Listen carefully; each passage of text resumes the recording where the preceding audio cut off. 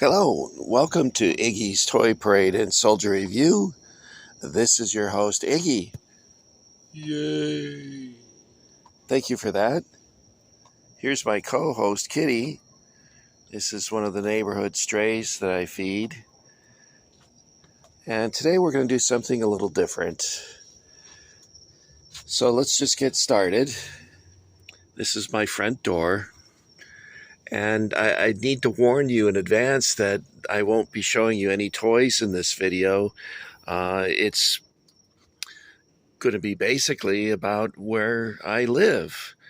Not that anyone's going to be too interested in that, but some of you might find a few of my things interesting, I hope.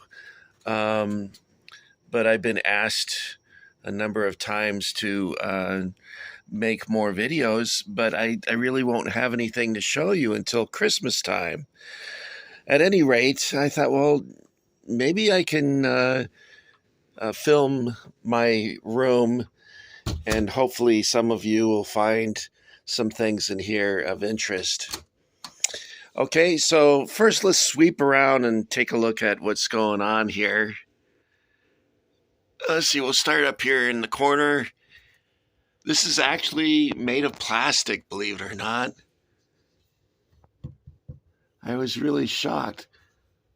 I thought it was made of wood, but it's a plastic. It actually works, except that I broke the hand when I tried to set the time, and so now I just keep it off. But these figures here used to dance around, and a little bird would come out and go cuckoo. Now this is not a German mug. This is from Switzerland, and a friend of mine, Mike, Picker Mike, he got this at a garage sale for like $1, and he gave it to me. This plaque right here that says W2, Latin numeral 2. My brother painted this, and it's of the Imperial Eagle for Germany. The Austro-Hungarian eagle had a double-headed eagle because they were looking to the east and the west, and the Russian Empire also had a double eagle. And I think Albania still has a flag with the double eagle on it.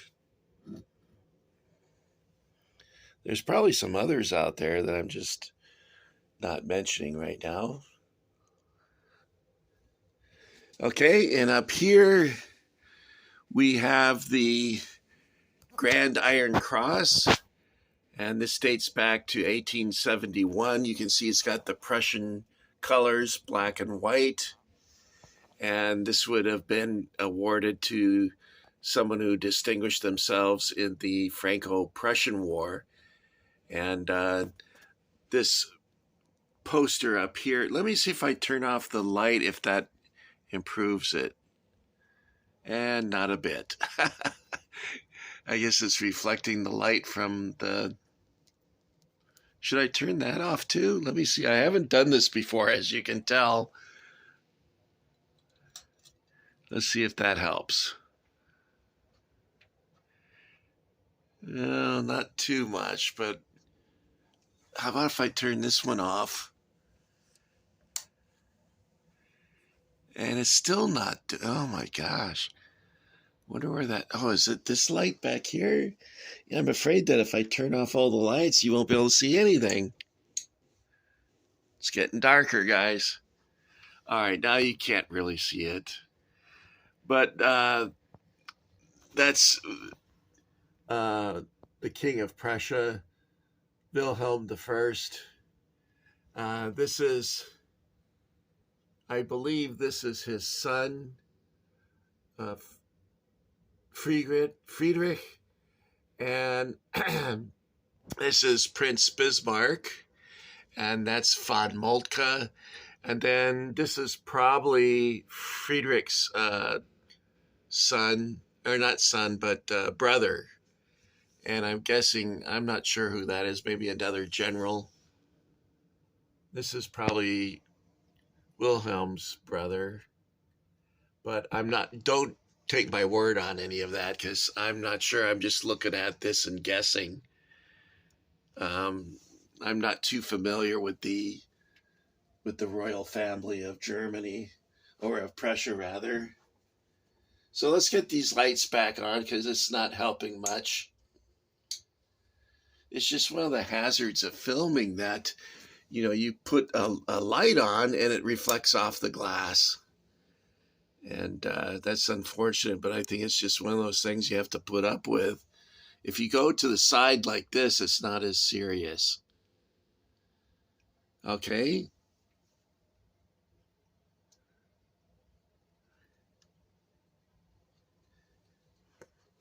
And I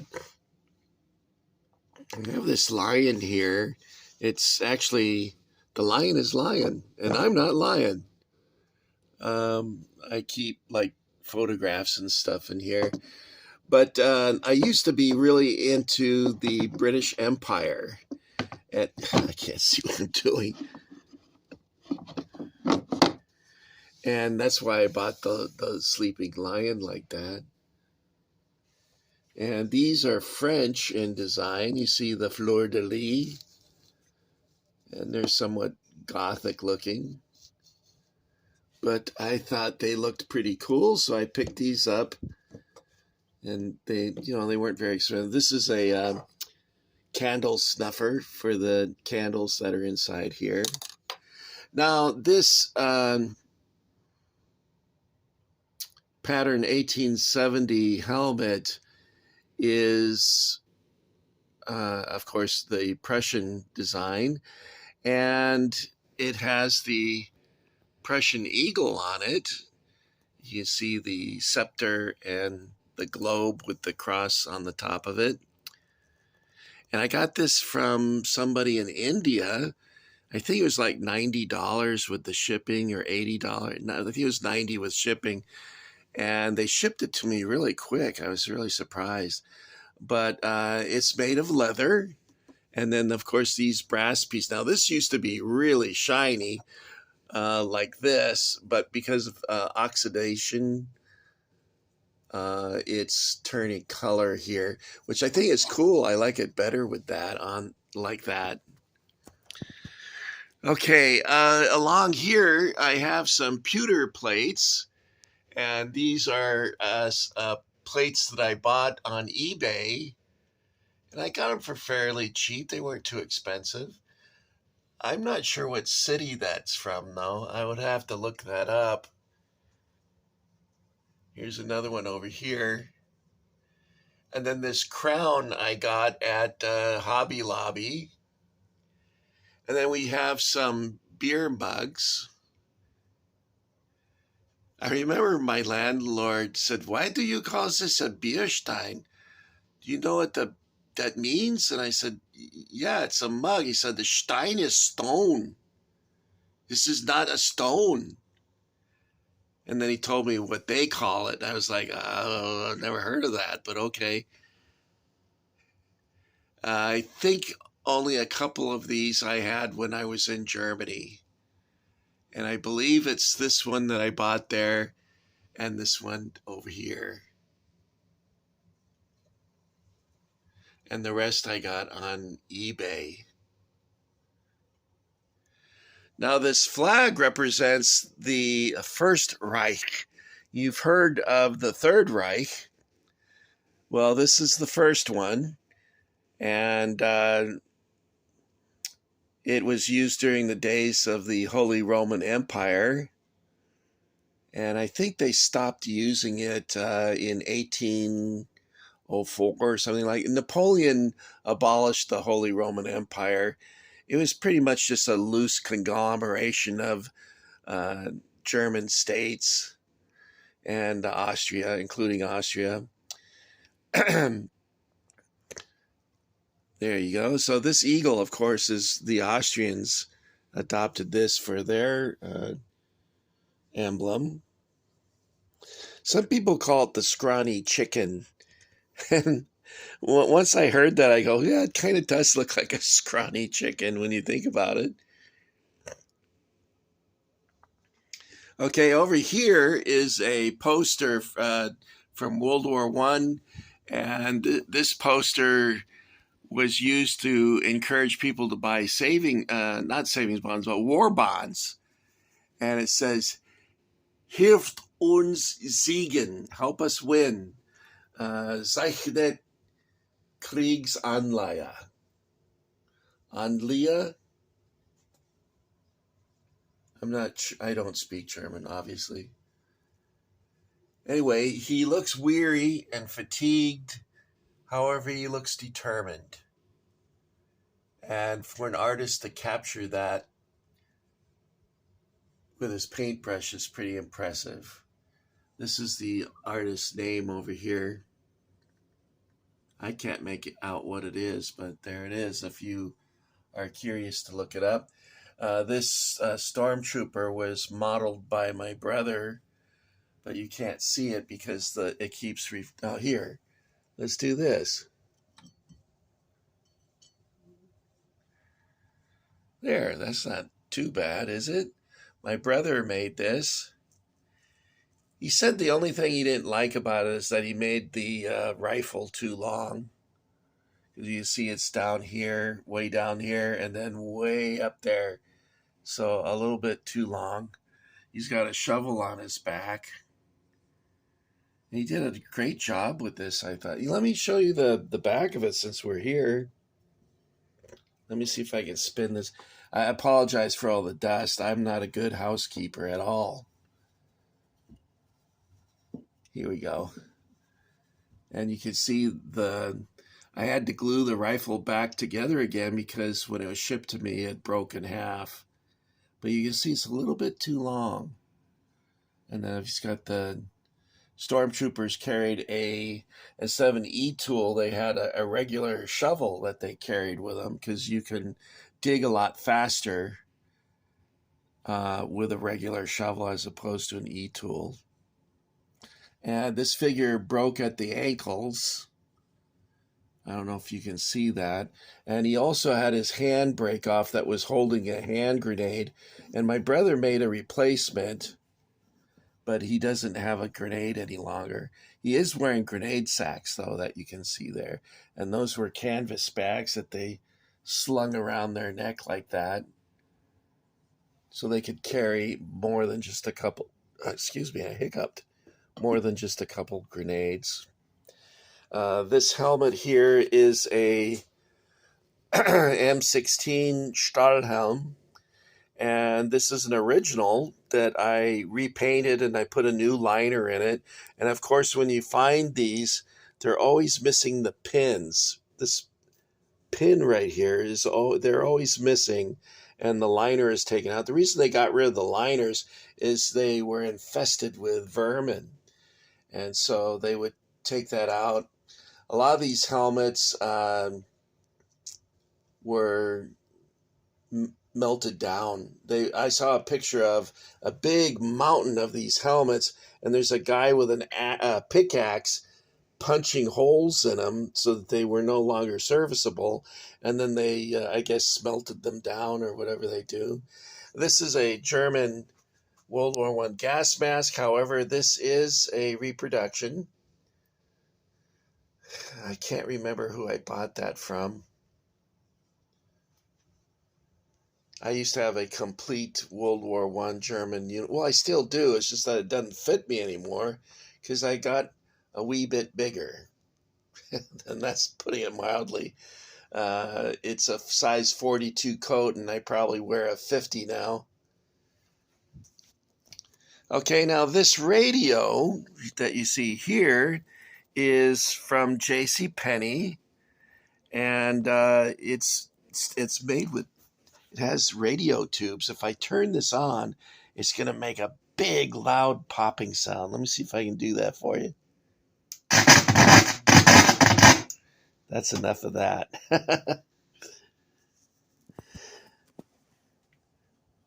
One time when I was a substitute teacher, I brought this to school, and the subject matter was the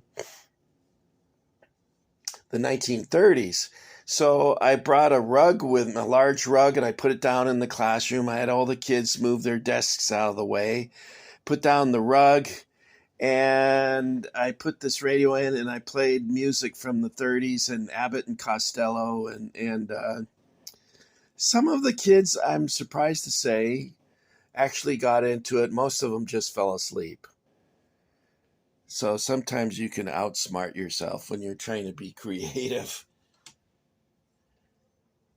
Okay, now this, I didn't know this, but this is not working too well. And the reason for that, see how it's all misshapen? The reason for that is that it has no backing to it or batting or whatever they call it. See that?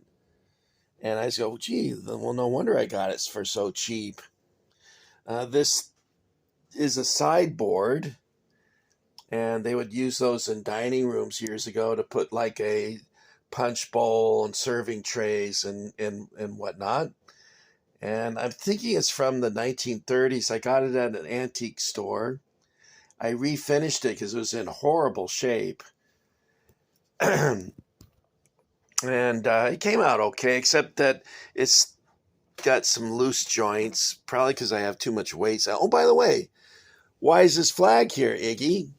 I don't know. Why? It's to cover up my television, which I hardly ever... I can't even remember the last time I watched this. I usually just look at videos on my phone now. Isn't that terrible?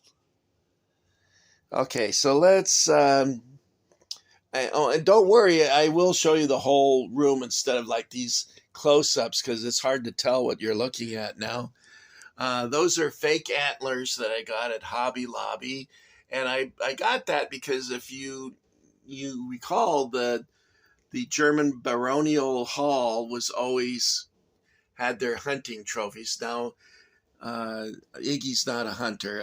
I was too sensitive a kid to do that.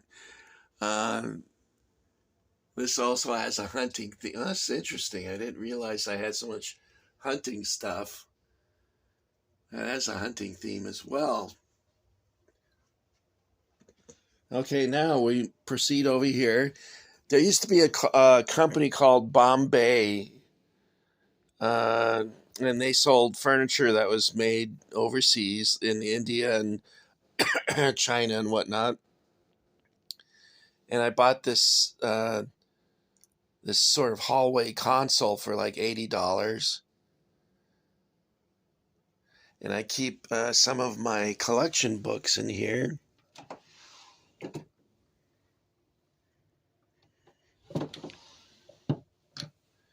Now, why is this here? Well, this is the SMS Emden. And I used to have a model ship here with a case on it. It was really nice. My brother made it for me. And this fella here fell off the wall and came straight down and hit this table and knocked the case onto the floor and smashed all the rigging on the ship. You can see there is not a whole lot of rigging, but there's some limited rigging here. And the model, I sent it back to my brother to repair it, but he's so busy, he just doesn't have time to do it. So I guess I'm going to have to write that ship off. He's too busy. He's got so many projects going. It's unbelievable. This is Grand Admiral, Gross Admiral Alfred von Tirpitz. He looks like Curly of the Three Stooges. Yeah, yeah, yeah. Hey, Mo!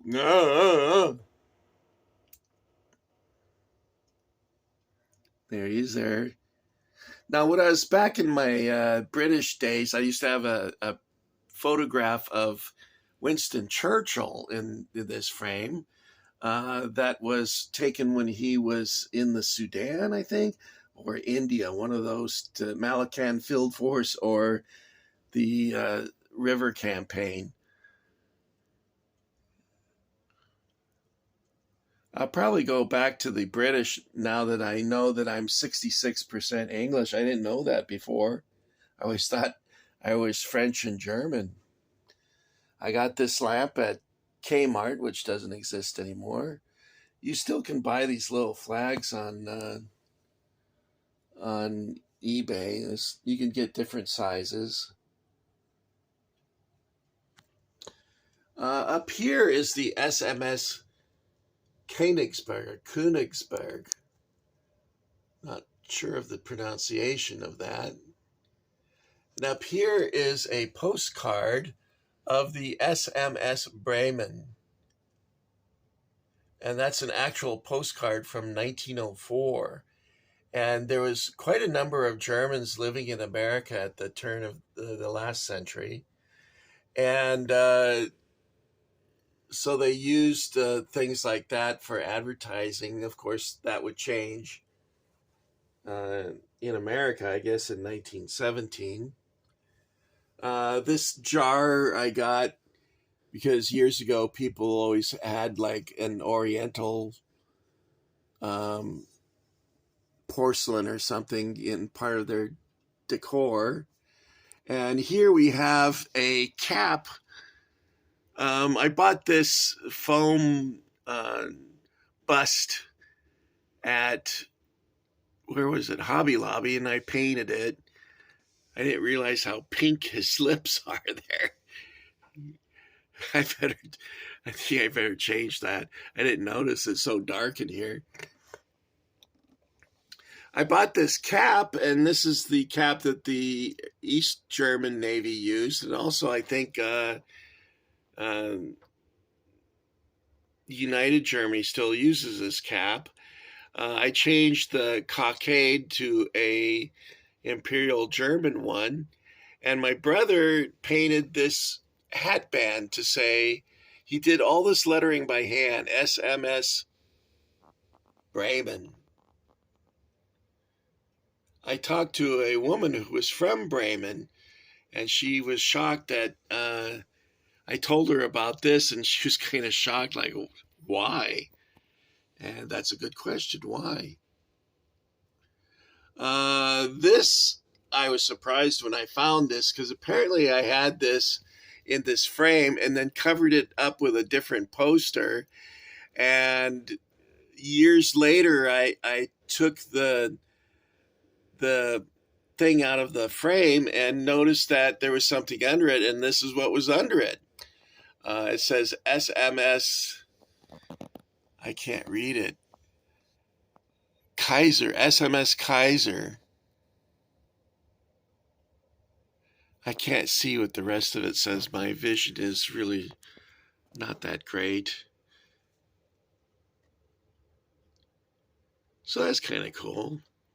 You see the Imperial. I love the Imperial flag. I think it's an awesome looking flag. And then I got some more of the, what my landlord said, was ist das Bierstein? He might have been playing with me because he liked to tease me because I was so gullible. I am pretty gullible, I think. In fact, I'm so gullible. My wife said to me, oh, I'm going to the library tonight to study. And I said, oh, okay. Well, I hope you get some good work done, and I'll see you when you come home. Okay, she came home after midnight. And I didn't think anything of it because, you know, when you're studying, you have to put in the hours. And my friend says to me, what night was it that she went out to study? And I said, Friday night. She says, you realize, Iggy, that the library closes at 6. Uh-oh. And she's coming home at midnight. That was probably my first indication that something wasn't exactly what it should be. Now, see, if I told her that I was going to go to the library, I would be at the library. If I said I was going to go visit my grandma or whatever, that's what I would be doing. It would never occur to me to tell her a blatant lie like that. But you know, women are different. They're always wanting to trade up, and I was considered a loser, so she wanted to dump me as soon as she could. I don't blame her. I understand it. She only has her looks for so long and needs to transfer that into a, negotiate into a better position.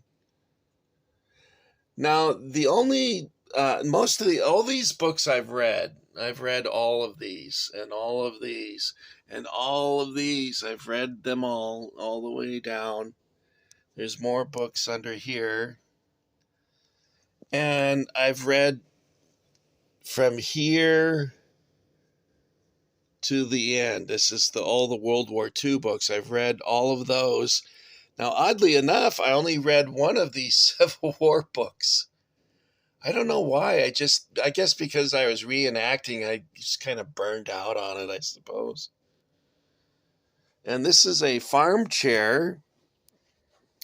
And this farm chair is this camera still working? Yes, okay. The farm chair is an actual antique. There was several other of them, but they broke and I had to toss them out. I was sitting in the chair and it broke, and it's because I'm fat. I used to be skinny. That's the crazy thing. But everyone can say I used to this or used to that. I've read all these books in here, and I've read all of those. And I've read only 2 of these. I read one on Russia and one on Imperial Rome.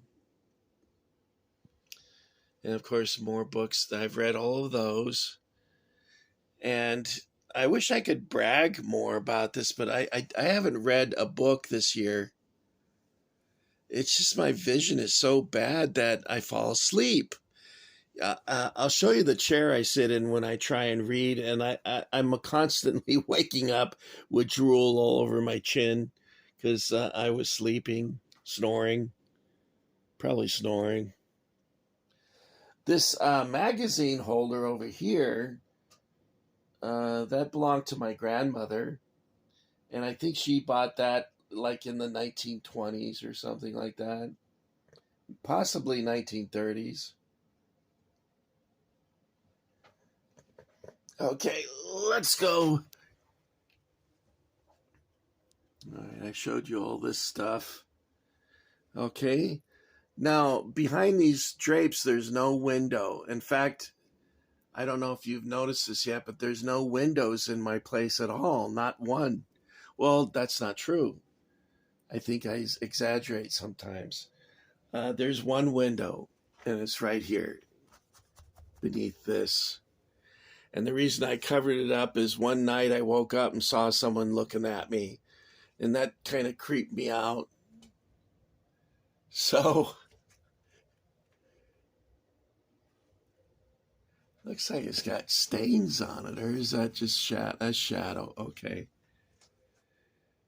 All right, so again, this looks like a hunting theme, but like I said, I don't do that. I think if I saw an animal get shot, I would start crying. I guess I've always kind of been like that. Someone would say, "You'd make a hell of a soldier," and I'm like, "You're probably right." Too sensitive, I guess.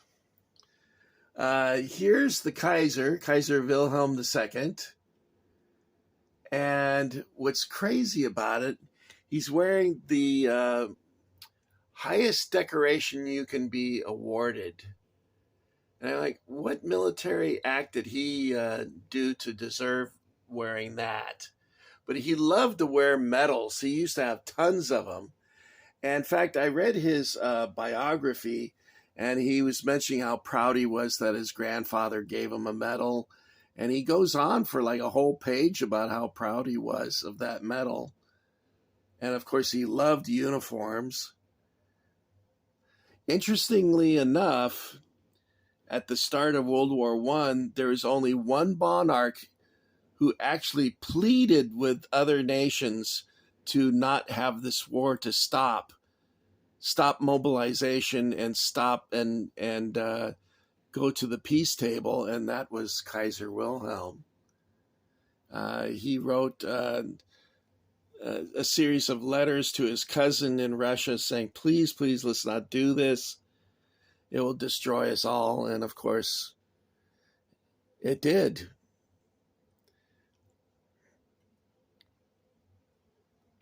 Okay, now this pillow here, this is the castle of the southern Hohenzollerns. The Hohenzollern family, which was the kings of Prussia and later the emperors of Germany, family had split in two. In the southern part, this was their castle, and it was restored in the 1880s and given electricity and heating and whatnot. And one of the descendants of the Hohenzollerns is living there still. And I better not say anything because it's not politically correct, but his choice of wife was rather interesting, and I'll leave that to you to find out. I don't want to get canceled. Okay, so this is the Hudson River Valley. There's actually a school of painting called the Hudson River Valley, and you can see there the Hudson River Valley was quite beautiful. I don't know if it's still beautiful like this, but back in the 1700s, that was quite the thing, even 1800s.